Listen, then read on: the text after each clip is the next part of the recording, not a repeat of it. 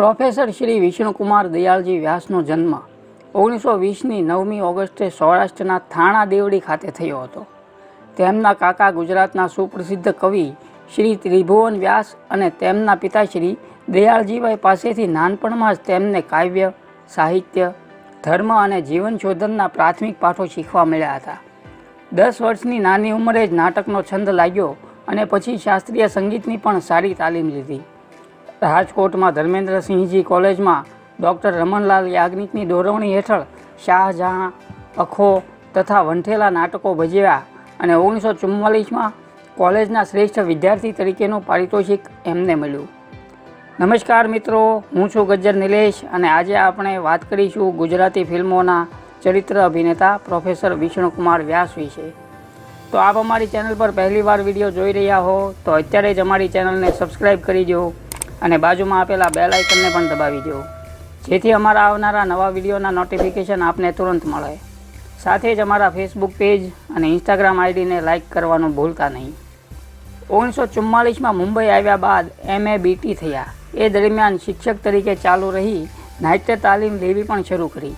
તેને માટે તેઓ ITI સંકલિત નાટ્ય સંઘમાં દાખલ થયા અને તેમાંથી ડિપ્લોમા ઇન ડ્રામેટિક્સ પ્રાપ્ત કરી ફેલો નિમાયા. ત્યાર પછી તેઓ તે જ નાટ્ય સંઘમાં પ્રાધ્યાપક તરીકે સેવા આપી. શાળામાં નોકરી મળ્યા બાદ વિષ્ણુકુમાર વ્યાસ ઇન્ડિયન પીપલ્સ થિયેટરમાં જોડાયા અને તેમાં ગુણવંતરાય આચાર્ય લિખિત અલ્લા બેલીમાં સૌપ્રથમ ભાગ લીધો. આ એમનો પ્રથમ પરિચય. થોડો તો વિહામો મોને લેવા દો હરે, લેવા દો હરે. આથમતી સંધ્યારે સૂરજ ઉગજો ને. 1948-49માં રંગભૂમિ સંસ્થાની સ્થાપના થતાં પ્રથમ મહામંત્રી બન્યા. 1952માં સિદ્ધાર્થ કોલેજમાં ભાષાના પ્રાધ્યાપક તરીકે જોડાયા. વચ્ચે 4 વર્ષ મુકુંદ આર્યનમાં સેલ્સ અધિકારી તરીકે કામ કર્યું. આ ઉપરાંત વડોદરાની મ્યુઝિક કોલેજમાં નાટ્યકલાના પ્રાધ્યાપક તરીકે પણ થોડો સમય કામ કરી આવ્યા. પરંતુ રંગભૂમિ સાથે વરેલા તેમના જીવને ક્યાંય ગોઠ્યું નહીં. અંતે મુંબઈમાં જ Anjuman college of commerce and ઇકોનોમિક્સમાં શિક્ષણ કાર્ય સ્વીકારી રંગભૂમિ સંસ્થાની પ્રવૃત્તિઓ વિસ્તારવી શરૂ કરી. રંગભૂમિ સંસ્થા તરફથી દર વર્ષે રાજ્ય નાટ્ય સ્પર્ધામાં નાટકો રજૂ થતા. તેમાં તેમણે સતત 10 વર્ષ સુધી ભાગ લીધો. તેમાં 5 વર્ષ તેમના નાટકો વિજયી નીવડેલા. આ નાટકોનું દિગ્દર્શન તેમણે કરેલું. રંગભૂમિએ નરબંકા, રાણીનો બાગ, અલ્લા બેલી, મૃચ્છકટિક, પૂર્ણિમા, શાહજહાં, કવિ દયારામ, પુત્ર સમોવડી, ઝેર તો પીધા જાણી જાણી તથા રેતીના રતન વગેરે નાટકો રજૂ કરી દરેક વર્ષે પારિતોષિક મેળવ્યા હતા. આમાંથી રાણીનો બાગ, પૂર્ણિમા, શાહજહાં, કવિ દયારામ તથા પુત્ર સમોવડીના દિગ્દર્શન તેમણે કરેલા. આ ઉપરાંત રંગભૂમિમાં તેમણે સંસ્કૃત, અંગ્રેજી, બંગાળી, મરાઠી વગેરે નાટકોની શ્રેષ્ઠ કૃતિઓના રૂપાંતરો તથા મૌલિક ગુજરાતી નાટકો સફળતાપૂર્વક ભજવ્યા. વિવિધ ભૂમિકાઓ કરી, દિગ્દર્શન તથા નિર્માણ પણ કર્યા. તેમણે 25 ત્રિઅંકી નાટકોમાં ભૂમિકા કરી અને 20 નાટકોનું દિગ્દર્શન સંભાળેલું. રંગભૂમિ તરફથી નાટ્ય તાલીમ સંસ્થા ચલાવેલી અને તેના 5 વર્ષ સુધી ડ્રામેટિક આર્ટના ડેપ્યુટી ડાયરેક્ટર તરીકે રહેલા. નાટ્યરંગ માસિકના તંત્રીપદે રહી 3 વર્ષ તેનું સંચાલન કરેલું. અનેક રાજ્ય સ્પર્ધા, કોલેજ સ્પર્ધા, બેંક સ્પર્ધા અને અન્ય સ્પર્ધામાં નિર્ણાયક બની તેમણે મુંબઈ, કલકત્તા, પૂર્વ આફ્રિકા વગેરે સ્થળોએ રંગભૂમિના ઉત્થાન માટે ભૂમિકા ઊભી કરી હતી. વચ્ચે થોડો સમય મુંબઈ યુનિવર્સિટી તથા SNDT યુનિવર્સિટીના ડ્રામા કેમ્પમાં સંચાલક તથા માર્ગદર્શક તરીકે પણ સેવા આપેલી. રંગભૂમિ અને રંગમંચ સંસ્થાઓના ઉપપ્રમુખ તરીકે 3 વર્ષ રહેલા. તેઓ ગુજરાતી ડ્રામા એક્ટર્સ ગિલ્ડના પ્રમુખ પણ હતા.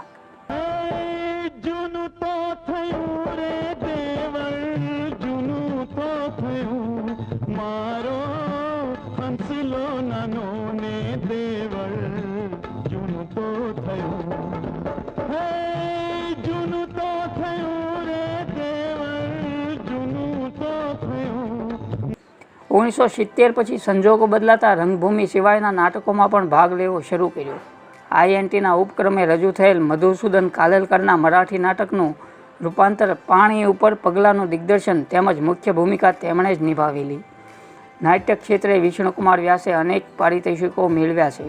શ્રેષ્ઠ અભિનય માટે રાણીનો બાગમાં મુંબઈ રાજ્ય તરફથી તથા રેતીના રતનમાં મહારાષ્ટ્ર રાજ્ય તરફથી પારિતોષિક મેળવેલા.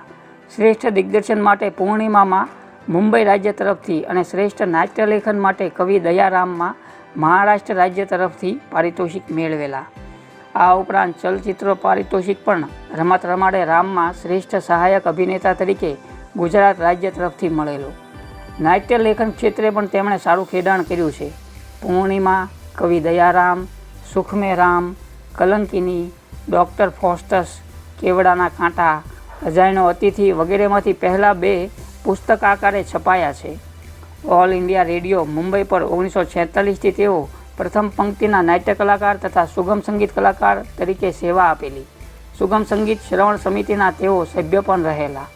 તેમણે નાટકોમાં ભજવેલી શ્રેષ્ઠ ભૂમિકાઓ એટલે ઝેર તો પીધા જાણી જાણીમાં ગોપાળ બાપા, શેર અફઘાનમાં શેર અફઘાન, રાણીનો બાગમાં ઉમાકાંત, રેતીના રતનમાં દિવાન બાપુ, ઈડરિયો ગઢ જીત્યામાં સદગુણ રાય, મૃચ્છકટિકમાં ચારુદત્ત, કંચનભયો કથિરમાં હિઝ હાઇનેસ, સગપણના ફૂલમાં બાપુ, પાણી ઉપર પગલામાં મોહનલાલ વગેરે. દયાના સાગર થઈને કૃપા રે નિધાન થઈને છોને ભગવાન કેવરાવો પણ રામ તમે સીતાજીની તો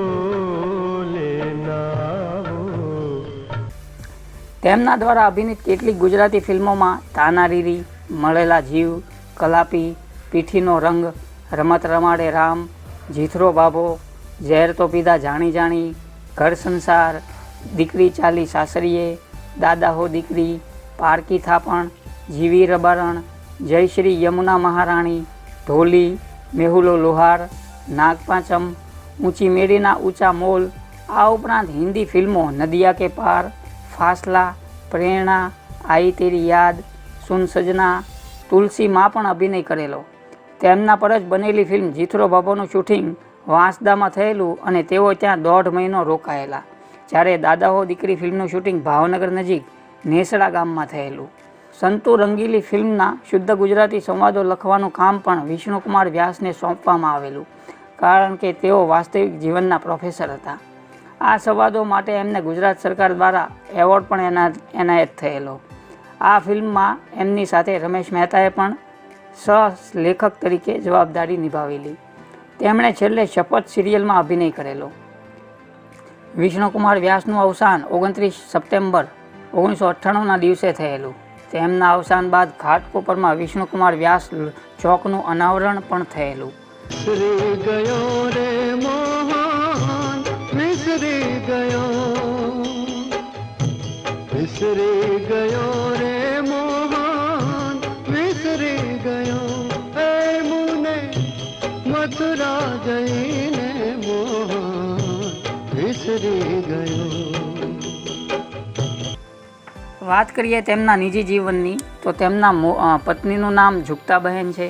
તેમના મોટા દીકરા ભરત વ્યાસ છે. તેમના નાના દીકરાનું નામ શરદ વ્યાસ છે.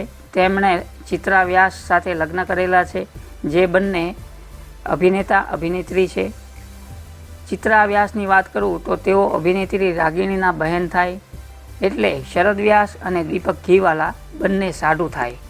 હવે શરદ વ્યાસની દીકરી તેજલ વ્યાસ અને દીકરો સૂરજ વ્યાસ પણ અભિનેતા અને અભિનેત્રી છે, નાટકોમાં અભિનય કરે છે. અને કમલ વ્યાસ પણ એક પૌત્ર છે. તો આ તો તેમનો પરિવાર. તો મિત્રો, આપને અમારો આ એપિસોડ કેવો લાગ્યો તે આપ અમને કોમેન્ટ કરીને જણાવશો. તે સાથે જ જો આપ અમારી ચેનલ પર પહેલીવાર વિડીયો જોઈ રહ્યા હો તો અત્યારે જ અમારી ચેનલને સબસ્ક્રાઈબ કરી દો અને બાજુમાં આપેલા બેલ આઇકનને પણ દબાવી દો, જેથી અમારા આવનારા નવા વિડીયોના નોટિફિકેશન આપને તુરંત મળે. સાથે જ અમારા ફેસબુક પેજ અને ઇન્સ્ટાગ્રામ આઈડીને લાઇક કરવાનું ભૂલતા નહીં. Thank you. આવીએ કે આવો આવો, અંદરા ઓશિકા કરું, પંડના પાછળ પથરાવું, પધારો મહારાજ. તૈયાર છો ને? સાનિધ્યમાં જ બેઠો છું પ્રભુ. તો ચાલો. ચાલો. ચાલો